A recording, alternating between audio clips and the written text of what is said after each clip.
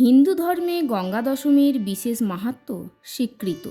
শাস্ত্রমতে জ্যৈষ্ঠ মাসের শুক্লপক্ষের অষ্টমী তিথিতে পৃথিবীতে গঙ্গা অবতরিত হয়েছিলেন, তাই এই দিনটি গঙ্গা দশমী হিসেবে পালিত হয়। উত্তর ভারতে এই তিথিটি গঙ্গা দশহরা নামে পরিচিত। এই দিন গঙ্গা স্নানের বিধান রয়েছে। হিন্দু ধর্মে গঙ্গাকে পবিত্র নদীর আখ্যা দেওয়া হয়েছে। গঙ্গায় স্নান করলে সমস্ত পাপ ধুয়ে যায়।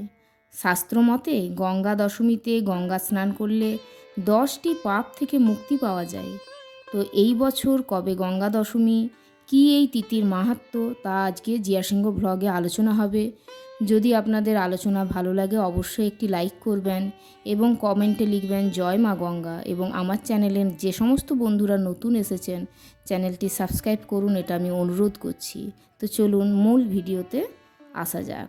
তো বন্ধুরা, পঞ্জিকা অনুযায়ী এই বছরের জ্যৈষ্ঠ মাসের শুক্লপক্ষের দশমী তিথি শুরু হচ্ছে 16ই জুন রাত্রি 2:31 থেকে।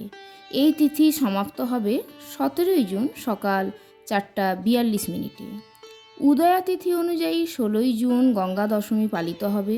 গঙ্গা দশমীতে সকাল 7:08 থেকে 10:37 মধ্যে গঙ্গা স্নান ও পুজো আপনারা করতে পারেন। এইবার বলবো গঙ্গা স্নানের ফলে কোন কোন পাপ নষ্ট হয়। শাস্ত্রমতে গঙ্গা স্নান করলে সুখ সমৃদ্ধির আশীর্বাদ পাওয়া যায়।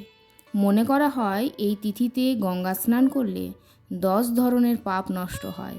এই 10 ধরনের পাপ হলো নিষিদ্ধ হিংসা, পরস্ত্রী গমন, চুরি, কঠোর বাণী, অন্যের ধন আত্মসাৎ করার মানসিকতা, কারো খারাপ করার কথা ভাবা, অপ্রয়োজনীয় কথায় বিবাদ, মিথ্যা বলা এবং সমালোচনা করা এবং অন্যের অনিষ্ট করা। এরপরে বলবো গঙ্গা মন্ত্র। গঙ্গা দশহরার দিনে গঙ্গা স্নান ও পুজোর পর গঙ্গা মন্ত্র এবং গঙ্গা চালিসা জপ করার নিয়ম রয়েছে।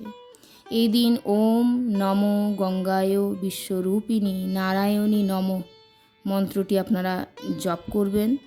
এছাড়াও পাপ মুক্তির জন্য গঙ্গা স্নানের সময় এই জপটি আপনারা করতে পারেন। জপটি হলো নমো ভগবত্য দশপাপ হরায় গঙ্গায় নারায়ণ রেবত্তা শক্তিবায় অমত্তায় বিশ্বস্বরূপণ নন্দিন্নাতে নমো নমঃ। তো বন্ধুরা, এরপর বলবো গঙ্গা দশমীতে প্রচলিত বিশ্বাস অনুযায়ী যে তাৎপর্য বা মাহাত্ম্য রয়েছে সেটি হলো স্কন্দ পুরাণ অনুযায়ী গঙ্গা দশমীর দিনে স্নান, দান ও পুজোর বিশেষ মাহাত্ম্য রয়েছে। গ্রীষ্মকালে গঙ্গা দশমী পালিত হওয়ায় এই তিথিতে ভক্তরা জুতো, ছাতা, বস্ত্র দান করেন। গঙ্গা দশমীতে অন্নদান করা খুবই পুণ্যফলদায়ী হয়। আর এই তিথিতে আম খাওয়া ও আম দান করার বিশেষ মাহাত্ম্য রয়েছে। গঙ্গা দশহরার কাশীর দশাশ্বমেধ ঘাটে 10 বার স্নান করে শিবলিঙ্গে 10টি গন্ধপুষ্প, দীপ, নৈবেদ্য ও ফল দিয়ে পুজো করলে অনন্ত ফল পাওয়া যায়। গঙ্গা দশমীতে গঙ্গা পুজোর বিশেষ মাহাত্ম্য রয়েছে। তো এই দিন নিয়ম করে গঙ্গা পুজো করলে 10 তিল, 10 জব ও 10 গম এইগুলি 10 জন ব্রাহ্মণকে দান করা উচিত। তো বন্ধুরা, এরপর বলবো গঙ্গা দশহরার শুভ যোগ। জ্যোতিষ গণনা বলছে যে গঙ্গা দশহরার দিন হস্ত নক্ষত্র রয়েছে। এছাড়াও এই তিথিতে পড়ছে সর্বার্থ সিদ্ধি যোগ, অমৃত যোগ, রবি যোগ। 16ই জুন গোটা দিন থাকবে রবি যোগ অর্থাৎ আগামীকাল। এছাড়াও বেলা 10:23 থেকে হবে সর্বার্থ সিদ্ধি যোগ। বলা হয় গঙ্গা দশহরার দিন গঙ্গা স্নান করলে 10 পাপ স্খলন হয়। তার মধ্যে 3টি বাচিক পাপ, 3টি শারীরিক পাপ, 4টি মানসিক পাপ। তো বন্ধুরা, এই দিন বেশিরভাগ ভক্তই ধ্যান এবং পবিত্র স্নানের জন্য প্রয়াগ, ঋষিকেশ, বারাণসী এবং হরিদ্বারে যান। লোকেরা তাদের পূর্বপুরুষদের জন্য পিতৃপূজা করে। ভক্ত এবং পুরোহিতরা গঙ্গার তীরে গোধূলির সময় শিখা এবং ফুলে বোঝাই পাতার নৌকা নিয়ে আরতি করেন।